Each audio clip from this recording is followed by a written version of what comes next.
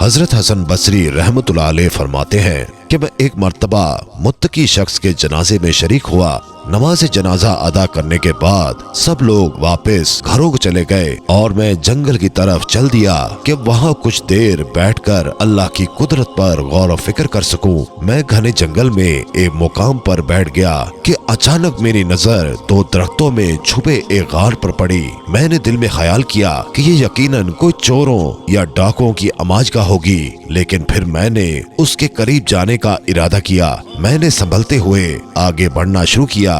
जब मैं गार के करीब पहुंचा तो क्या देखता हूँ कि अंदर एक नूरानी सूरत वाले शख्स इबादत कर रहे हैं। मैं अंदर दाखिल हो गया और सलाम करने के बाद पहला सवाल किया, ऐ बंदा खुदा, आप यहाँ इस वीरान गार में क्या कर रहे हैं? उन्होंने जवाब दिया, जनाब, मैंने सुना था कि बसरा में बहुत से नेक लोग मौजूद हैं, लिहाजा मैं उनसे फैज पाने और अल्लाह के हजूर इबादत करने के लिए मुल्क शाम से बसरा आ गया और अब मैं यहाँ इस गार में रहता हूँ और अल्लाह की इबादत करता हूँ। मैंने फिर सवाल किया, ऐ नेक इंसान, तुम्हारे पास खाने पीने का बंदोबस्त कौन करता है? उन्होंने जवाब दिया कि जब मैं भूख महसूस करता हूँ तो दरख्तों के पत्ते खा लेता हूँ और जब प्यास महसूस करता हूँ तो नदियों का पानी पी लेता हूँ। इसी तरह मुझको सब कुछ मयसर है। मैंने अर्ज किया, अगर आप कहें तो मैं आपके लिए खाने को कुछ भिजवा दिया करूँ। उन्होंने कहा, नहीं, मैं इतने सालों से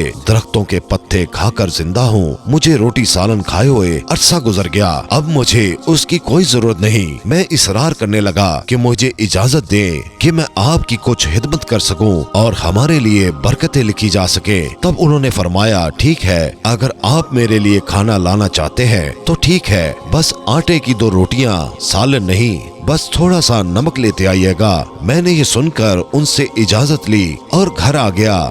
घर आकर मैंने 2 रोटियां बनवाई और उन पर नमक रखकर वापस जंगल की तरफ चल दिया। जब मैं गार के करीब पहुंचा तो क्या देखता हूँ कि गार के मुंह पर एक बहुत बड़ा होनहार शेर बैठा है। मैं समझ गया कि उस दरिंदे ने उस नेक बंदे को अपनी खुराक बना लिया होगा। मुझे बहुत दुख हुआ, लेकिन फिर भी अपनी तसल्ली के लिए ऊंची जगह पर चढ़ा जहाँ से गार का अंदरूनी हिस्सा देखा जा सके।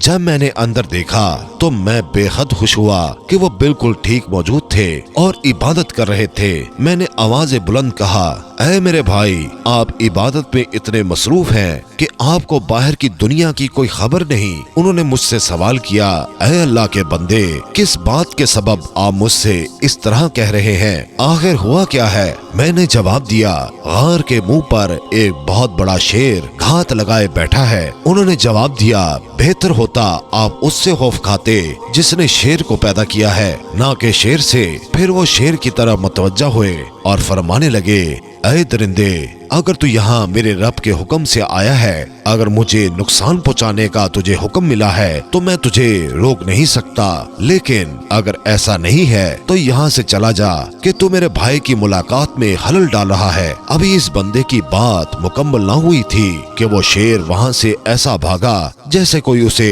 अपना शिकार नजर आ गया। उसके बाद मैं गार पे पहुँचा और उनके सामने खाना पेश कर दिया कि जो आपने फरमाया था वो हाजिर है। मैंने जौ की रोटियां थाल में रखकर उनके सामने पेश कर दी।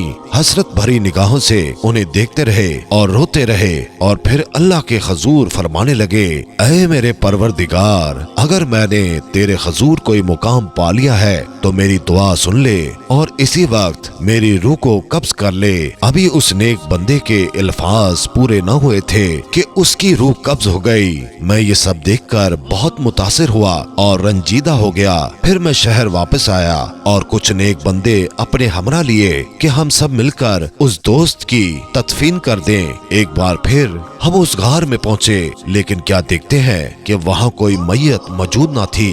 हमने हर जगह तलाश किया, लेकिन हमको मैयत कहीं न मिली। सुभान अल्लाह, क्या शान है हमारे रब की और उसके नेक बंदों की। मोहतरम अजीज दोस्तों, आपने कई बार सुना होगा और अल्लाह पाक बार बार फरमाता है, हदीस में भी बार बार बयान हुआ है कि ये दुनिया खेल तमाशा है, ये दुनिया एक धोखे का घर है, ये दुनिया धोखे के सिवा कुछ नहीं। जिन लोगों पर ये राज आश्कार हो जाए, जो लोग इस राज को जान लेते हैं, وہ دنیا سے کنارہ کشی اختیار کر لیتے ہیں اور صرف اللہ کی عبادت کو اپنی زندگی کا مقصد بنا لیتے ہیں۔ مگر جن لوگوں کی آنکھوں پر دنیا کی دھوکے کی پٹی بندھی ہوئی ہے، وہ اس دنیا کو ہی سب کچھ سمجھ لیتے ہیں۔ اللہ تعالیٰ اپنی سچی محبت ہمارے دل میں پیدا فرمائے اور ہمیں اپنا نیک بندہ بننے کی توفیق عطا فرمائے۔ آمین ثم آمین۔